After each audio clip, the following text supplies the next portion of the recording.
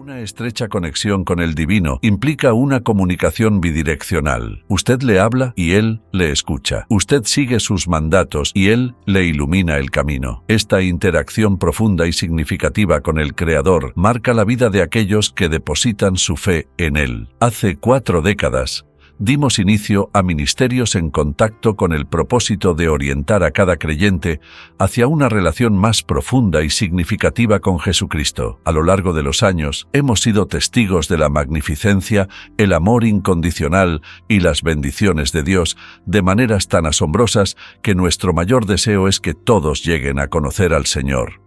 Por lo tanto, te invitamos a abrir el Sagrado Libro y a buscarlo juntos. Hoy, en nuestro programa En Contacto, exploraremos los 7 hábitos que definen una vida dedicada por completo a Dios. Este mensaje se presenta bajo el título Los 7 hábitos de una vida consagrada a Dios. Debería escribir cada uno de ellos y preguntarse, ¿soy una persona consagrada a Dios? En primer lugar, veamos un par de definiciones. Comencemos con qué es un hábito. Un hábito es un patrón de comportamiento a menudo inconsciente que se adquiere por repetición frecuente. Ese es un hábito. Algo que hacemos una y otra vez. Desde luego, la segunda definición es que es una vida consagrada a Dios. ¿Qué es consagrada?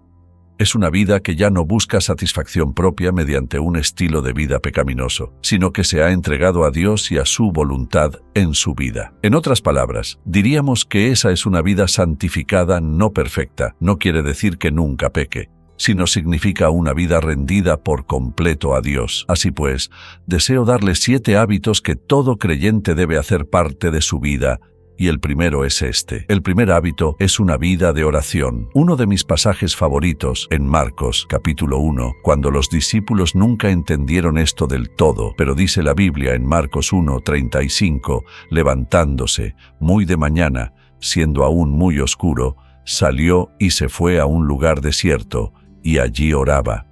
Y le buscó Simón y los que con él estaban, y hallándole le dijeron, «Todos te buscan». Eso es típico en cuanto a la forma de actuar de algunas personas. El Señor estaba haciendo lo más importante en la vida, y no lo entendían.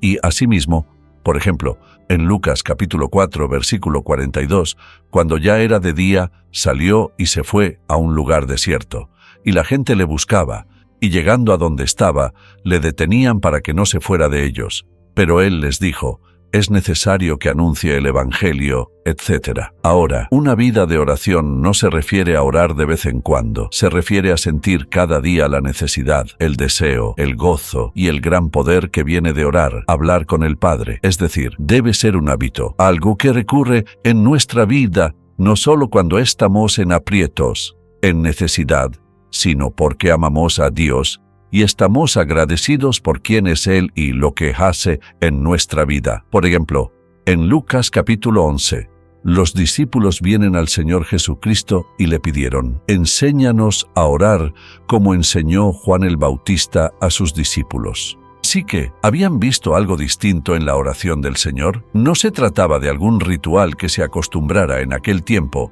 pues sentían que le hablaba personalmente al Padre Celestial. Al ver esos versículos, piénselo. La verdad es que no se puede tener una vida consagrada sin tener una vida de oración. No se puede. Todos vivimos en un mundo de tentación, pruebas, penas, cargas y pecado.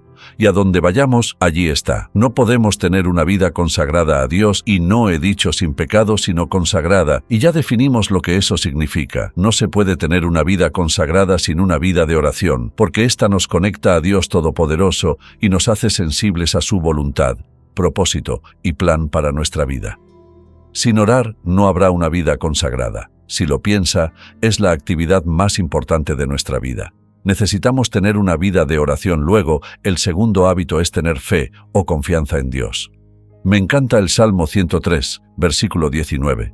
Dice la Biblia, «Jehová estableció en los cielos su trono, y su reino domina sobre todos». Pensemos en lo que significa ese versículo. Si Dios Todopoderoso ha establecido su trono en los cielos, preste mucha atención. Su soberanía, o sea, su poder divino sobrenatural, omnisciente, domina sobre todo. ¿Qué hace eso? Nos da una gran base para creer en Él. Al saber que Dios está a cargo, No importa lo que suceda, ni cómo, ni mediante quién, ni por la razón que sea, sé que Dios tiene las riendas y puedo confiar en Él para lo que sea que permita en la vida. Creo que es un versículo muy importante porque si no confiamos en Dios, si no confiamos, no oraremos. Debemos hacernos la pregunta, pues, en mi vida espiritual, fíate de Jehová de todo tu corazón y no te apoyes en tu propia prudencia. Reconócelo en todos tus caminos, y Él enderezará tus veredas. Cito ese versículo muy a menudo, porque es fundamental. Cuando confiamos en Dios, ¿qué sucede? Se afianza nuestra comunión con Dios, lo que significa que tenemos una relación con Él. No tengo que presentármela.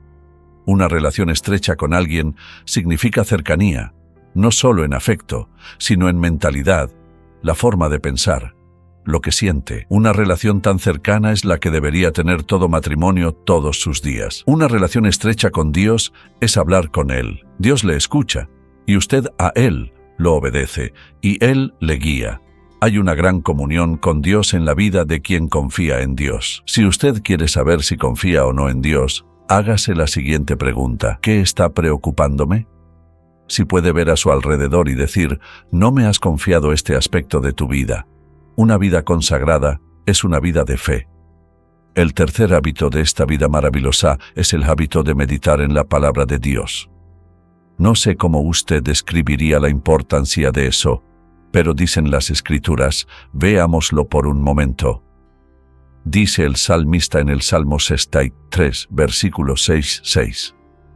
Cuando me acuerde de ti en mi lecho, cuando medite en ti en las vigilias de la noche, porque has sido mi socorro, y así en la sombra de tus alas me regocijaré. Está mi alma apegada a ti, tu diestra me ha sostenido. ¿Qué significa meditar? Significa leerla, pensar en lo que dice, examinar mi corazón a la luz de lo que Dios dice, hacerle cualquier pregunta que tengamos, rendirle lo que sea que nos traiga a la mente. Al meditar en Dios pasa lo siguiente.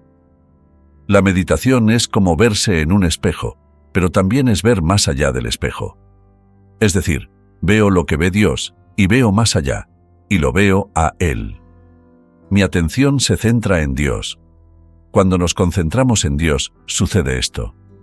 Las preocupaciones desvanecen, los problemas se disipan, nuestra mente ya no está contaminada con toda clase de asuntos que no nos hacen bien. La meditación es parte esencial de una vida consagrada a Dios. Donde no hay meditación, no habrá consagración a Dios. No es posible. Piense en la mañana al despertarse. ¿Cuánto del mundo embarga su mente? Tiene que vestirse, claro, desayunar, ir al auto y manejar por la autopista o donde sea, y llegar al trabajo tan pronto lo haga. Cotorreo, parroteo todo el día, el teclado vuela todo el día y su mente se llena. Luego tiene que volver a su auto, volver a la autopista, a batallar en el tráfico otra vez hasta llegar a casa. Al llegar se cambia de ropa, medio se relaja y luego la cena. Puedo llenar su día sin siquiera conocerle, porque eso es lo que hacemos. ¿Y dónde está Dios? ¿Dónde está su tiempo a solas con Dios? Lo que lleva a una vida consagrada es el tiempo a solas con Dios. Anhelarlo, meditar en Él. Luego hay un cuarto hábito, uno muy importante, y el que me escucha mencionar siempre, obedecer a Dios. Y quisiera leer en Deuteronomio 27, en el Antiguo Testamento, porque lo dice tan claro en el capítulo 27, versículo 10. Dios habla mediante Moisés, fue lo que declaró. Oirás, pues, la voz de Jehová tu Dios, y cumplirás sus mandamientos y sus estatutos que yo te ordeno hoy. Luego, en el capítulo 28, versículo 1, acontecerá, escuche esto, que si oyeres atentamente, ¿qué significa eso con cuidado? Atentamente la voz de Jehová tu Dios para guardar y poner por obra todos sus mandamientos, que yo te prescribo hoy. También, Jehová tú, Dios te exaltará sobre todas las naciones de la tierra. Hablaba de Israel. Pongámonos en esa situación. Cuando obedecemos a Dios, piensen esto, andamos a un nivel más alto. Piensen cómo vive el mundo. Con toda clase de pensamientos viles, ocupados y atareados sin tiempo para Dios, hemos decidido seguir a Cristo, y seguirlo significa vivir a un nivel más alto. No significa menospreciar a otros, solo quiere decir que hemos decidido regirnos por una norma más alta que la del mundo. No significa que seamos mejores que nadie, pero quiere decir que nuestro estilo de vida es mejor que el del mundo. Pregúntese, ¿en realidad tengo un hábito de orar, confiar y meditar en la palabra de Dios? ¿Acaso sería considerado un hijo obediente de Dios?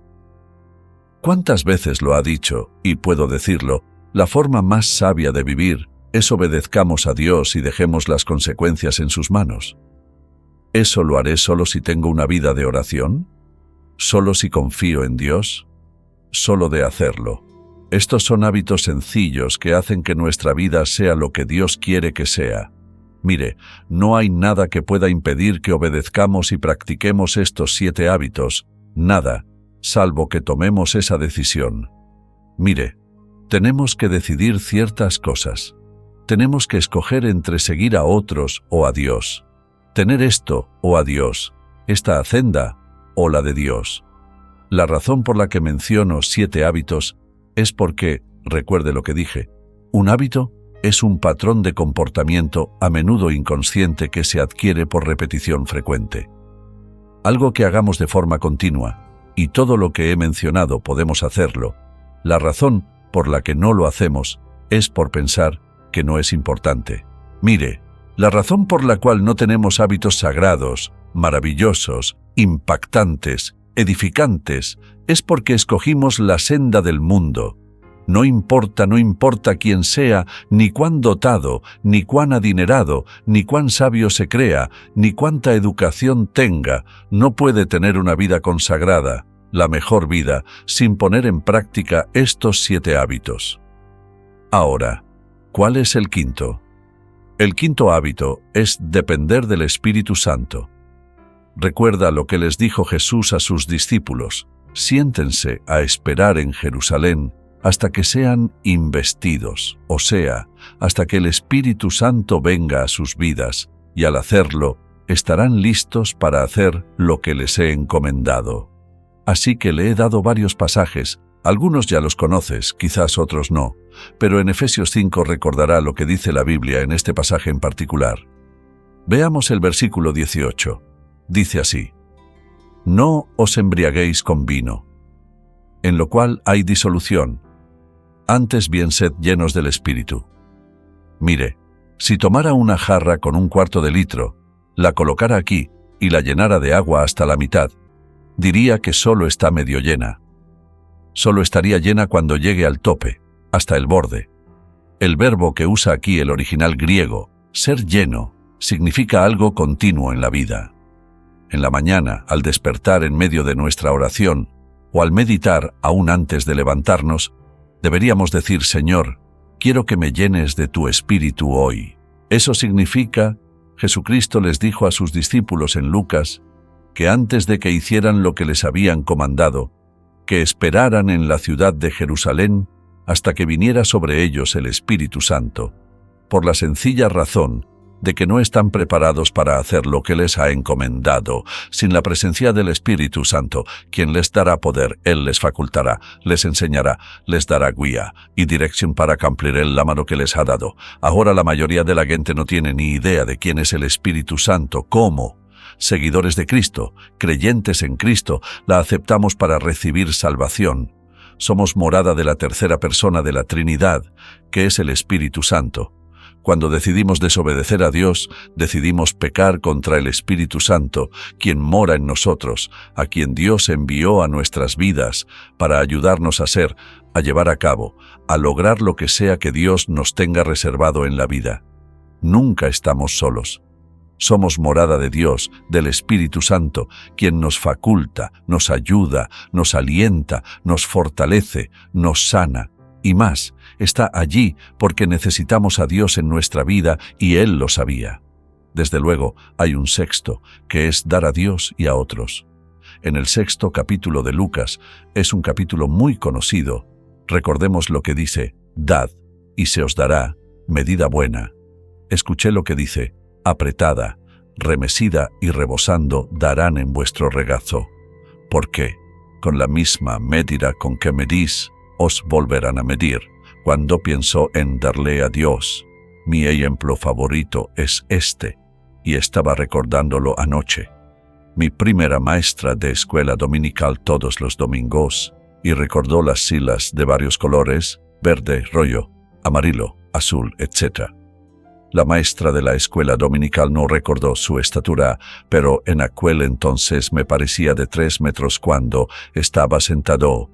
Tenía el cabello negro, nadaba dulce y maravillosa, y llegó el momento de recoger la ofrenda. Recuerdo que mi madre siempre me daba unos cuantos centavos para darlos. Nunca me dejaba ir sin nada que dar. Así que, antes de saber contar, mi madre me enseñó a darle a Dios. En mi primer empleo repartidor de periódicos, ganaba $4 a la semana. Estaba agradecido de Dios y pensaba, no puedo darle monedas.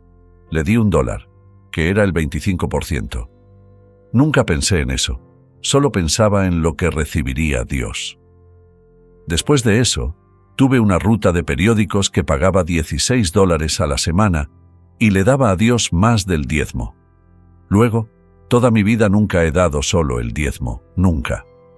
Por la sencilla razón que aprendí desde muy joven que no podemos superar a Dios en generosidad. Segundo, mucha atención. Ni siquiera podemos predecir lo que necesitaremos. Y si no podemos predecirlo, ¿cómo pues nos encargaremos de todo eso? Si ofrendamos a Dios y confiamos en que hará justo lo que prometió, le di un sencillo ejemplo que muchos han escuchado antes porque fue algo que impactó mucho mi vida. Así que debemos preguntarnos, ¿será este uno de los hábitos en mi vida? La vida dice que Dios ama al dador alegre. Si Él ama al dador alegre, ¿qué de aquellos que son avaros quienes no dan a Dios? Le diré por qué eso no agrada a Dios, porque dice, puedo hacerlo sin Dios, puedo encargarme, puedo manejarlo, no necesito que Dios maneje mi dinero. Piensen cuán insensato es eso. Su dinero podría quemarse de la noche a la mañana. La situación podría ser que lo pierda todo en un día, pero preste mucha atención. Nunca estará en una situación en la que no tenga nada porque tiene a Dios dentro de usted, y todo lo que necesita Dios ha prometido proveerlo. Un hábito de perdonar a otros. Un pasaje muy claro está en Efesios capítulo 4. Muchos lo hemos leído antes, pero es la verdad, y lo leemos una y otra vez. Escuche lo que dice la Biblia. Airaos, pero no pequéis. No se ponga el sol sobre vuestro enojo, ni deis lugar al diablo. Un pasaje muy importante. Luego dice en el versículo 30, y no contristéis al Espíritu Santo de Dios, con el cual fuiste sellados para el día de la redención. Luego, en el 31, quítense de vosotros toda amargura, enojo, ira, gritería y maledicencia, y toda malicia. Antes sed benignos unos con otros, misericordiosos perdonando a unos a otros, como Dios también os perdonó a vosotros en Cristo. No siempre es fácil, no. A veces es difícil perdonar a otras personas que nos hayan hecho ciertas cosas. Creo que una de las peores situaciones es ser traicionado. Cuando uno ha confiado en verdad en alguien, se ha esmerado en ayudarle, y luego le traicionan, hacen lo último que uno habría imaginado que harían en la vida, pero debemos perdonar. Ahora, estos son 7 hábitos. Presté mucha atención, pude haberlo hecho de muchas formas, pero quería que viera cada versículo y darle todos los 7 hábitos para que cada persona que entienda por completo los 7 hábitos que llevan a una vida consagrada, que será bendecida una y otra vez de muchísimas maneras, pero la decisión es suya, y les sugeriría que tomara una decisión ahora mismo. En breve oraremos, y en esta oración le pediré a Dios que le dé sabiduría para decirle, Señor, quiero estos 7 hábitos en mi vida, y hoy comenzaré a ejercerlos en mi vida. ¿Los practicará cada uno a diario? No. Pero haga lo siguiente. Pide a Dios que le perdone. Muéstreme por qué tropiezo con este señor y reafirmamos nuestro deseo de perdonar a otros o lo que sea. Señor, estaba muy ocupado. Esta mañana salí deprisa. Perdóname, Señor, no quiero volver a hacerlo. ¿No cree que Dios corregirá eso? Claro que sí, Él le corregirá. Le inquietará lo suficiente una mañana después que haya salido sin tomarlo en cuenta que no lo olvidará. Mire, ¿sabe qué? Es porque nos ama. Piénselo. Toda la Biblia está llena de verdad, pero creo que estos 7 hábitos transformarán por completo su vida y le llevarán a lograr más de lo que su corazón podría haber anhelado. Ahora, si hoy está aquí y no es creyente y no es salvo, no ha aceptado a Cristo como su Salvador, entiendo que quizás no se aplique esto a su caso. Pero permítame decirle esto, nunca podrá entender ni disfrutar la vida a plenitud hasta que no se entregue a Cristo. Porque nunca podemos perder al entregarnos a Cristo, nunca. Dirá pues, ¿qué tengo que hacer? Debe pedirle al Señor que perdone su pecado, no porque lo merezca, sino porque Él fue a la cruz. Murió en la cruz, dio su sangre por usted, pagó toda su deuda de pecado, dice la Biblia, y al pedirle perdón a Dios por lo que ha hecho por usted, pagó su deuda. Dios le perdona y le hace uno de sus hijos. Luego comenzará a practicar estos 7 hábitos. ¡Qué vida tan maravillosa tiene por delante! Y espero que lo haga. Padre, te amamos, te alabamos y te agradecemos por tu palabra desde Génesis hasta el último versículo de Apocalipsis. Hoy te pedimos que nos des sabiduría para reconocer que con estos 7 hábitos todo lo demás cobrará sentido. Y quebramos la puerta a tus mejores bendiciones. Te pido hoy por alguien que no es salvo, que no te ha aceptado como su Salvador, que esté dispuesto a pedirte perdón por sus pecados, a creer que Cristo fue a la cruz y pagó toda nuestra deuda, al confiar en su muerte en el Calvario, al derramar su sangre. Esa confesión y arrepentimiento traen salvación. Después de la salvación, que desarrollemos estos 7 hábitos transformadores en nuestra vida. Señor, te pido por todos nosotros, y que limpie su corazón y rinda su vida a ti ahora mismo. Te damos gracias, en el nombre de Jesús. Amén. Ha sido de bendición para usted. Por favor, visite encontacto.org. ¿Estás casi listo? Sí, papá. No te olvides de llamarnos cuando llegues. No, papá.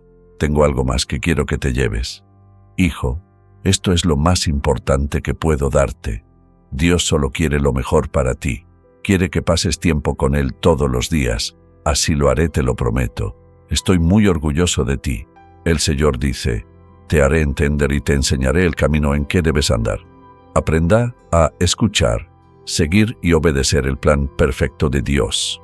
Dios nos ama tanto que ese amor nos mantiene en el camino correcto. Si usted escucha las mentiras de Satanás, él siempre le dirá, este es el camino más fácil.